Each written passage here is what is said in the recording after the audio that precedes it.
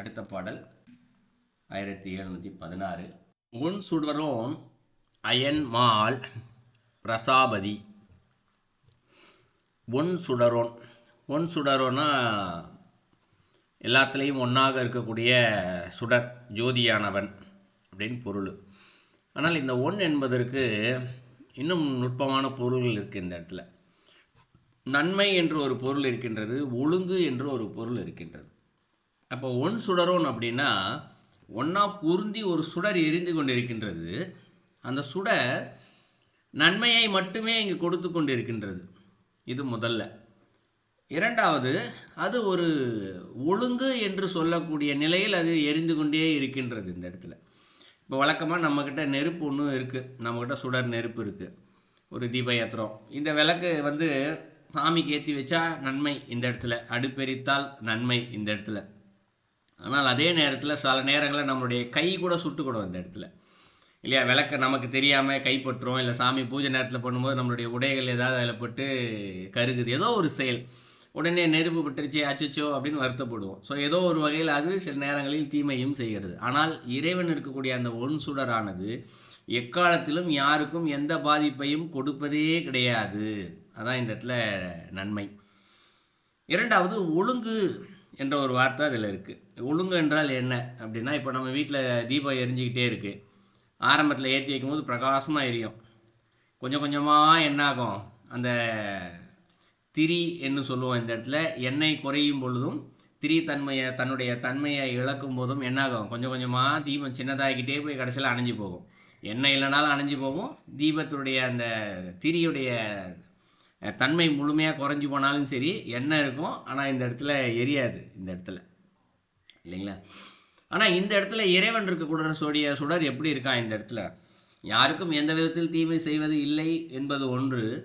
இரண்டாவது, அந்த இடத்துல அது ஒரு யுகக்கணக்காக எப்பொழுது சர்வசிருஷ்டி நடந்ததோ அப்போதிலிருந்து மீண்டும் அந்த இறைவனோட ஒடுங்கும் வரைக்கு அந்த ஜோதியானது ஒரே மாதிரியான ஒரு ஒழுங்கில் அது எரிந்து கொண்டே இருக்கிறது. அதான் ஒன் சுடரோன் அப்படின்னு சொல்கிறார். இந்த ஒன் சுடர் இருக்குது, இதில் எல்லாமே பொருந்தி இருக்குது இந்த இடத்துல. இந்த ஒன் சுடரோன் அனைத்தும் பொருந்தி இருக்கின்றன ஒரு விளக்கம் பார்த்தோம் இந்த இடத்துல. எல்லாமே இருக்குது, அந்த ஜோதியில் இல்லாததே இல்லை இந்த இடத்துல, எல்லாமே பொருந்தி இருக்குது இந்த இடத்துல. என்னென்னலாம் பொருந்தி இருக்குது அப்படின்னு பார்த்தோம்னா, அயன் மால் பிரசாபதி, 3 பேர் சொல்கிறார் இந்த இடத்துல. அயன் என்றால் யார், எல்லாருக்கும் தெரியும், பிரம்மா. மால், திருமால் இந்த இடத்துல, அவரும் எல்லாருக்குமே தெரியும். பிரசாபதி அப்படிங்கிறார். இந்த பிரசாபதின்றதுக்கு 2 வகையாக பொருள் எடுத்துக்கலாம். ஒன்று, பிரசாபதி என்றால் நேரடியாக விளக்கம் பார்க்கும்போது உயிர்களுடைய தலைவன் அப்படின்னு பொருள் எடுத்துக்கலாம். இன்னொரு பொருளை பார்த்தோம் அப்படின்னா, இந்த இடத்துல பிரம்மாவினால் படைப்பு தொழில், அவர் பிரம்மா படைப்பு தொழில் செய்கிறார் இல்லையா, அவரோட உதவி புரிவதற்காக படைக்கப்பட்ட ரிஷிகள் இங்கே இந்த இடத்துல. அவர்கள் மானச புத்திரர்கள் அப்படின்னு சொல்லுவாங்க இந்த இடத்துல. அது ஒரு 7 பேர் இருக்காங்க. இவங்க எல்லாருக்குமே இந்த இடத்துல பிராஜாபதி அப்படின்ற பேர் தான் இவங்களுக்கு எல்லாமே கொடுக்கப்பட்டிருக்கு இந்த இடத்துல. ஸோ உயிர்களின் தலைவனாக இருக்கக்கூடியவர் இந்த இடத்துல யார் அப்படின்னு பார்த்தோம்னா, இன்னொரு கோணத்தில் நம்ம பார்க்கும்போது உருத்திரன் இருக்கார் இல்லையா, அழித்தல் தொழிலே செய்யக்கூடியவர், அவரை கூட இந்த இடத்துல நம்ம சொல்லலாம். எப்படி அவர் உருத்திரனை நம்ம அழித்தல் தொழில் செய்யக்கூடியவர் அப்படின்னு சொல்லி பார்த்தோம் அப்படின்னா, இப்போ இந்த இடத்துல 3 பேர் இருக்காங்க. பிரம்மா இருக்காங்க, விஷ்ணு இருக்காங்க, உருத்திரன் இருக்கார் இந்த இடத்துல. இப்போ பிரம்மா என்ன பண்ணுறாரு, யாரோ ஆசைப்பட்டாங்க, வினை காரணம், அதுக்காக சரி உடம்பு வேணுமேன்னு சொல்லி படைச்சி கொடுத்துட்டாரு இந்த இடத்துல. எப்படா ஒரு வழியாக கொடுத்துட்டாப்பா, நான் சீக்கிரம் அனுபவிச்சுட்டு போயிடுறான்ப்பா அப்படின்னு சொல்லுவோம். அனுபவிக்கும் போது நம்மை காக்கிறதுக்கு ஒருத்தர் வேணும். அதை வச்சு ஏற்கனவே சொல்லியிருக்கோம், மூச்சு காற்று போகிறதெல்லாம் அந்த இடத்துல திரும்ப அதுதான் காரணம், காத்துட்டு இருக்கார் மூச்சு காற்று உள்ளே போயிட்டு வர்றதுக்கு. ஸோ அவரும் இந்த இடத்துல அந்த தொழிலுக்கு தலைவனாக இருக்கின்றார். அதுபோலவே இந்த அழிக்கும் தொழில் இந்த இடத்துல உடம்பை கொடுத்துட்டார், என்னைக்கு அவரோட திருப்பி போய் சேரது, வினைகளை எல்லாமே அழிக்கணும் இந்த இடத்துல, அதுக்கு ஒருத்தர் வேணும் இந்த இடத்துல, இந்த உடம்பு அழியணும் இல்லையா, வினைகள் எல்லாமே அழிந்து போய் மீண்டும் இறைவனோடு சென்று ஒடுங்க வேண்டும் இந்த இடத்துல, அதுக்கும் ஒரு தலைவர் வேணும் இல்லையா, யார், உருத்திரன் தான் இந்த இடத்துல. ஸோ அதனால் இந்த இடத்துல பிராசாபதி அப்படின்னு சொல்லப்படுறது எல்லாத்தையுமே புரிஞ்சிடும். ஒன் சுடரோன் அப்படின்னு சொல்கிறது அந்த ஒரு சுடர் சொன்னோம் இல்லையா, நன்மையின் வடிவாக ஒழுங்காக இருக்கின்றது என்று. அதிலேயே படைப்பும் தொழில், காக்கும் தொழில், அழிக்கும் தொழில் என்று சொல்லக்கூடிய அனைத்துமே அந்த சுடரோடு ஒடுங்கி இருக்கின்றது. அது மட்டும் ஒடுங்கலை, வேறு என்னென்னலாம் ஒடுங்கி இருக்குது அந்த இடத்துல உள்ளே இருக்குது, அந்த சுடரில் இருக்குது அப்படின்னு பார்த்தோம்னா, ஒன் சுடரான இரவியோடு இந்திரன், இது 2வது அடியில் சொல்கிறார். அப்போ ஒன் சுடர் ஆன அப்படிங்கிறார். ஸோ அது சுடர் தான் அந்த இடத்துல. அந்த சுடராக இருக்கக்கூடிய இறைவனை பார்த்து தான் தேவர்கள் எல்லாருமே வந்து வழிபட்டாங்க, எல்லாமே செஞ்சாங்க. போன பாடலில் பார்த்தோம். இப்போ இதில் சுடர் ஆன இரவி அப்படிங்கிறாரு. இரவி என்று சொல்லப்படுவது சூரியன் தான் இந்த இடத்துல. சூரியனுக்கு பல பெயர்கள் இருக்குது, எல்லாமே காரண பெயர்கள் இந்த இடத்துல. ஸோ இரவி என்பதற்கு என்ன பெயர் என்றால், மதியம் 12 மணி முதல் 2 மணி வரை இருக்கக்கூடிய சூரியனுக்கு இரவி என்று பெயர் இந்த இடத்துல. ஏன் அந்த குறிப்பிட்ட நேரத்தை மட்டும் தனியாக குறிப்பிட்டு ஒரு பெயர் வைத்து இருக்கிறார்கள் என்றால், அந்த நேரத்தில் தான் சூரியன் வந்து தன்னுடைய உச்சபட்ச வெப்பத்தை கொடுக்கும் இந்த இடத்துல, இல்லையா? மதியானம் என்ன சொல்லுவாங்க, உச்சி வெயில்ப்பா, வெயிலில் போகாதப்பா, வெயில் தாழ போப்பான்னு சொல்லுவாங்க, எல்லாருக்கும் தெரியும் இல்லைங்களா? ஸோ அக்னி வெயிலெல்லாம் அந்த நேரம் வெளியில் நிற்கவே முடியாது இந்த இடத்துல. ஸோ உச்ச வெயில். அதுபோல் இந்த சுடர் என்ன செய்தான் இந்த இடத்துல, இந்த ஒன் சுடர்னு சொன்னோம் இல்லையா, அந்த சுடர் தன்னுடைய உச்சபட்ச தன்மையிலேயே அது இருந்து கொண்டே இருக்கின்றது இந்த இடத்துல. தன்னுடைய ஆற்றல் மொத்தத்தையும் அது என்ன பண்ணுது, இந்த உலகத்திற்கு கொடுத்து கொண்டே இருக்கின்றது இந்த இடத்துல. அதான் இரவி அப்படின்னு சொல்கிறார் இந்த இடத்துல. அடுத்து என்ன சொல்கிறார், இந்திரன் அப்படின்னு சொல்கிறார். இரவியோடு இந்திரன் அப்படிங்கிறார். ஸோ இரவியோடு இந்திரன் அப்படின்னு சொல்லப்படுறது, அந்த இறைவன் தன்னுடைய உச்சபட்ச தன்மை இந்த இடத்துல கொடுக்குறாரு. நேரடியாக அவர் கொடுக்கல இந்த இடத்துல. ஏன் கொடுக்கல அப்படின்னா, நேரடியாக அவருடைய உச்சபட்ச தன்மையை கொடுத்தாருன்னா அதை தாங்கக்கூடிய வலிமை மனிதர்களிடம் இல்லை, எந்த உயிர்கள்டையுமே கிடையாது இந்த இடத்துல. அதனால் என்ன பண்ணுறார் இந்த இடத்துல, தன்னுடைய ஆற்றலை சிறிது குறைத்து இந்த உலகத்திற்கு கொடுக்கின்றார். அந்த ஆற்றலை வாங்கி கொடுப்பவர்கள் தான் இந்த இடத்துல தேவர்கள் இந்த இடத்துல. இந்திரன், இந்திரன் யார், தேவலோகத்தில் தலைவன் இந்த இடத்துல. அவனுக்கு கீழே தான் அக்னி பகவான், வாயு பகவான், வருண பகவான் எல்லாருமே இருப்பாங்க இந்த இடத்துல, இல்லையா? ஒரு பெரிய புயல் வந்துடுச்சு அப்படின்னாலே அதை தாங்கக்கூடிய ஆற்றல் மக்கள்கிட்ட இல்லை இந்த இடத்துல. ஒரு 10 நாள் போயிடுச்சுன்னா ரொம்ப கஷ்டம் இந்த இடத்துல. அதே போல் வாயு பகவான், காற்று அதிகமாக வந்துச்சுனாலும் அந்த சில யூடியூப் சேனல்லாம் வீடியோலாம் பார்த்துருப்பீங்க. புயல் காற்று அதிகமாக அடிக்கும்போது காரு பஸ்ஸெல்லாம் கூட அப்படியே காற்றுக்கு பறந்துட்டு ஓடும் இந்த இடத்துல. ஒரு சாதாரண சின்ன காற்று இதெல்லாம் தாங்க முடியல மனுஷங்களால். அப்போ இறைவனுடைய பேராற்றல், அவருடைய இதை எப்படி தாங்க முடியும்? அதனால் என்ன பண்ணுறாரு இந்த இடத்துல, இந்திரன் சேர்த்து வச்சிருக்காரு. இந்திரனா என்ன, வேகமாக வரக்கூடிய ஒரு ஆற்றலை சிறிது அதனுடைய வேகத்தை குறைத்து அதை கொடுத்தல் இந்த இடத்துல. ஸோ தேவர்கள் இதான் பண்ணிகிட்டு இருக்காங்க, இறைவன்ட்டு வாங்கி நமக்கு நான் ஏதோ ஒரு வகையில் நன்மை செய்து கொண்டே இருக்கின்றார்கள். அப்போ அவர்களும் அந்த ஒன் சுடரில் தான் கலந்து இருக்கின்றார்கள். அதான் இரவியோடு இந்திரன் அப்படின்னு சொல்கிறார் இந்த இடத்துல. அடுத்து என்ன சொல்கிறாரு, கண் சுடர் ஆகி கலந்தெங்கும் தேவர்கள் அப்படின்னு சொல்கிறார். இப்போ கண் சுடர் ஆகி அப்படின்றார். இப்போ இது எல்லாத்தையுமே இவங்க பார்க்குறாங்கல்ல, தேவர்களும் பார்க்குறாங்க, நம்மளும் எதையோ பார்த்துக்கிட்டே இருக்கோம் இந்த இடத்துல. இது எல்லாமே நம் கண்ணில் இருக்கக்கூடிய சுடர் ஆகி அப்படிங்கிறார். கண்ணில் இதை 2 வகையாக புரிஞ்சிக்கலாம் இந்த இடத்துல. கண் சுடர் ஆகின்றது ஒன்று, நேரடியாக புரிந்து கொள்ளக்கூடிய பொருள். நாம் பார்க்கக்கூடியது அனைத்துமே, தேவர்கள் அவர்கள் பார்க்கக்கூடிய அனைத்துமே இந்த இடத்துல எல்லாமே அந்த சுடராக தான் இருக்குது இந்த இடத்துல. நமக்குத்தான் தெரியவில்லை, இது வேறு வேறு பொருளாக தெரிகின்றதை தவிர்த்து அதற்குள் எல்லாமே அந்த ஒரு சுடர் தான் இந்த இடத்துல. இது ஒரு பொருளாக பார்த்துக்கலாம். இன்னொன்று, கண் என்றால் இந்த இடத்துல அறிவு என்று ஒரு பொருள் இருக்கின்றது, பெருமை என்று ஒரு பொருள் இருக்கின்றது. அப்போ கண் சுடராகி என்றதை எப்படி புரிஞ்சுக்கலாம் இந்த இடத்துல, இறைவன் இவ்வளோ வேலையை செய்து கொண்டு இருக்கின்றார் இந்த இடத்துல. அடிமொழிக்கான அண்ணாமலையாக இருக்கார், 14 உலகத்தையும் இயக்கி கொண்டிருக்கின்றார். இதுபோல் 1008 பேரண்டங்கள் இருப்பதாகவும் சொல்லப்படுது இந்த இடத்துல நூல்கள். இப்போ இவ்வளத்தையும் இயக்க வேண்டும் என்றால் எவ்வளோ பெரிய ஆற்றல் வேண்டும் இந்த இடத்துல, எவ்வளோ பெரிய அறிவு, பேரறிவு வேணும் இந்த இடத்துல. நமக்கே தெரியும், எவ்வளோ பெரிய அலுவலகமாக இருந்தாலும் சரி, எவ்வளோதான் இந்த இடத்துல பார்த்து பார்த்து நம்ம செய்தாலும் எங்கோ ஒரு இடத்துல ஏதோ ஒரு சிறிய தவறு ஒன்று நடக்கும் இந்த இடத்துல. தவறு நடப்பதே இங்கே இயற்கையாகத்தான் இருக்கின்றது. ஆனால் இவ்வளோ பெரிய ஒரு கட்டமைப்பை இறைவன் செய்து கொண்டிருக்கின்றார். அந்த இடத்தில் ஒரு சிறு தவறு கூட, நூலளவு, அணு அளவு ஒரு தவறு கூட எங்கும் நடக்காது. அனைத்தும் மிக சரியாக நடந்து கொண்டே இருக்கின்றது, யுக கணக்காக இறைவனுடைய இந்த பார்வையில், இறைவனுடைய பணியில் இந்த இடத்துல. ஸோ அதைத்தான் இந்த இடத்துல கண் சுடராகி அப்படின்னு சொல்கிறார் இந்த இடத்துல. கண் சுடராகினா இவ்வளோ வேலை 2 அடியில் சொல்லணும் இல்லையா விளக்கம், இவ்வளத்தையுமே இறைவன் பிசிறு இல்லாமல் ரொம்ப நுட்பமாக அனைத்தும் தவறு இல்லாமல் நடந்து கொண்டே இருக்கின்றது. கலந்து எங்கும் தேவர்கள் அப்படிங்கிறார் இந்த இடத்துல.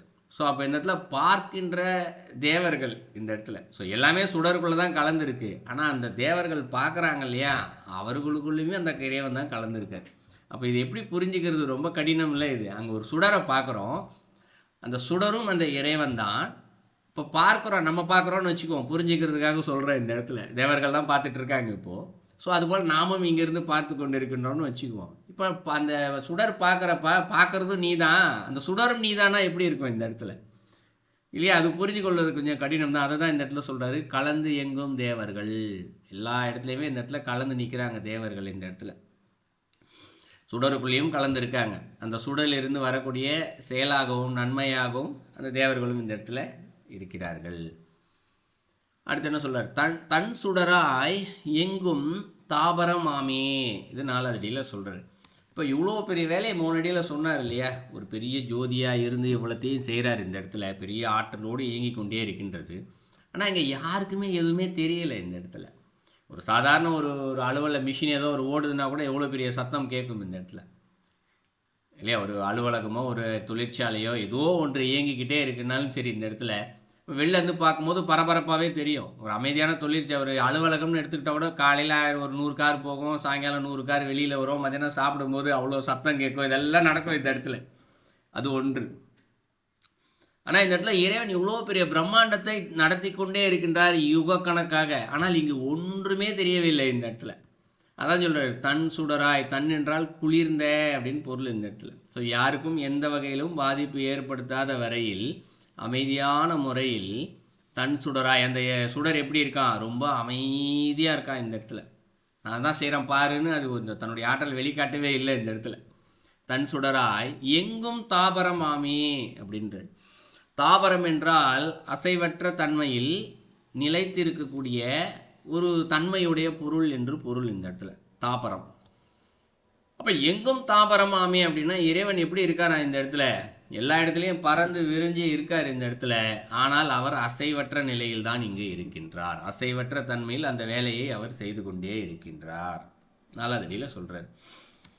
இப்போ 4 அடிக்கும் சேர்த்து பொருள் பார்த்தோம் என்றால் இறைவனுடைய தன்மைகளை பார்த்தோம். இறைவன் கருத்தறியாரே அப்படின்னு சொல்லி போன பாடலில் முடிச்சிருந்தார்.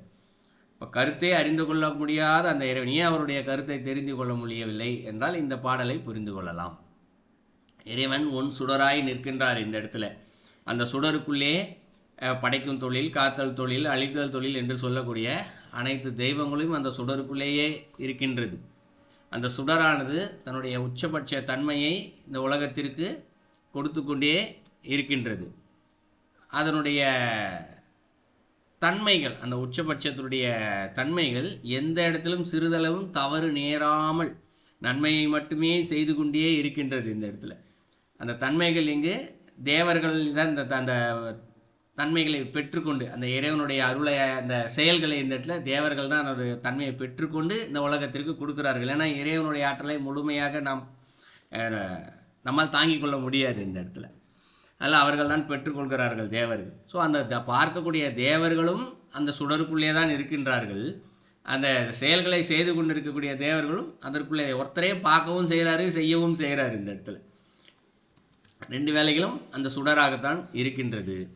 இத்தனையும் செய்கின்ற அந்த சுடர் மிகவும் குளிர்ச்சியாக இருக்கின்றது. குளிர்ச்சினா எல்லாமே இந்த இடத்துல நடந்து கொண்டிருக்க ஒவ்வொரு நிகழ்வையும் அது தன் அமைதியான நிலையில் செய்து கொண்டே இருக்கின்றது. ஆனால் இத்தனையும் செய்யக்கூடிய அந்த இறைவன் எங்கும் அசைவற்ற நிலையில் அமைதியாக இருந்து கொண்டிருக்கின்றார். அசைவற்ற நிலையில் நிலைத்திருந்து ஒரு தன்மையுடன் இது செய்து கொண்டே இருக்கின்றார்.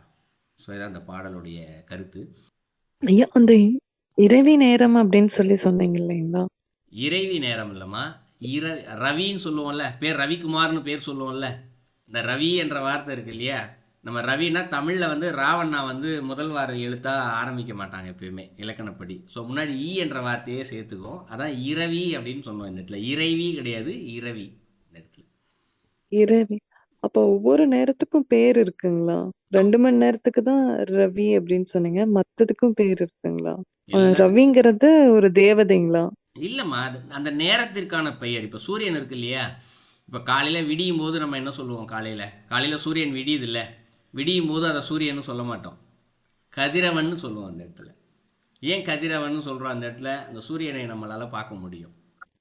காலையில் நீங்கள் 5 மணி 5:30 மணிக்கு இப்போ விடிஞ்சிருச்சு. இப்போ இந்திய நேரத்தில் காலையில் விடிஞ்சிருச்சு. நீங்கள் வெளில போய் மொட்டை மாடில் நின்று பார்த்தீங்கன்னா சூரியனை உங்களால் பார்க்க முடியும் இல்லைங்களா? ஆனால் சூரியனை சாதாரணமாக நம்ம ஒரு 10 மணி 11 மணிக்கு மேலே பார்த்தா இந்த கண்ணால் பார்க்க முடியாது. பார்க்க முயற்சி செஞ்சால் கண்ணு போயிடும் இந்த இடத்துல இல்லைங்களா? அப்போ இந்த சூரியனுடைய தன்மைக்கு ஏற்றார்வா போல அதற்கு பெயர்கள் கொடுக்கப்பட்டிருக்கின்றது இந்த இடத்துல. ஸோ நீங்கள் காலை விடியும் போது இருக்கக்கூடிய சூரியனுக்கு கதிரவன், காலை விடியறதுலேருந்து மத்தியானம் 12 மணி வரைக்கும் இருக்கக்கூடிய சூரியனுக்கு கதிரவன் என்று பெயர். 12 மணி முதல் 2 மணி வரைக்கும் இருக்கக்கூடிய சூரியனுக்கு ரவி என்று பெயர். அது ரவின்னு சொல்லுவோம், அது சொல்லக்கூடாதுண்ணா இலக்கணப்படி இரவி அப்படின்னு சொல்லுவோம். ஏன்னா என்ற வார்த்தை முதல்ல வரும் அந்த இடத்துல, இறைவி கிடையாது.